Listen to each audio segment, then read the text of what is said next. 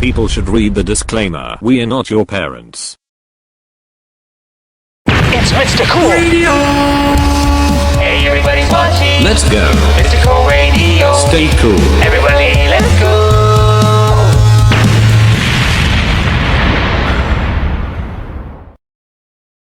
How's it going, scrubs? So there are a lot of stuff that we would like to cover. During New Year's Eve, there was a massive fire on Le Constellation Bar in Crans, Montana. Switzerland left 40 people dead. The fire had started when sparklers atop bottles were brought too close to the ceiling. It was a tragedy and no one deserved to go through that type of mess in the new year. There was also fire happened in the Netherlands when a 150-plus-year-old church in Amsterdam was burnt down and 2 people lost their lives. And yes, it was on New Year's Eve, and the biggest news we have currently is the United States invaded and bombed Venezuela and captured the authoritarian figure Maduro. This is the photo that he is blindfolded and is taken to trial in New York City. There were massive reactions to this. One side condemned America's interference in another country because it was seen as terrorism and imperialism, and another side had celebrated the capture of Maduro, which is mostly Venezuelans and the refugees. And Trump says they're gonna run Venezuela, which is him and his minions are stealing oil cause that country is one of the largest exports of oil, and he's beefing with other countries and threatening to invade Greenland, Cuba, Colombia, Mexico, etc. Can the US government just go 1 month without doing something stupid? But why does Maduro look like Dr. Disrespect here? I know Maduro is a horrible person. I don't think Trump has the right to meddle in another country just cause he felt like it. It's illegal and shallow. But I do hope Venezuelans will have a better future since their biggest enemy is captured, and him looking Dr. Disrespect.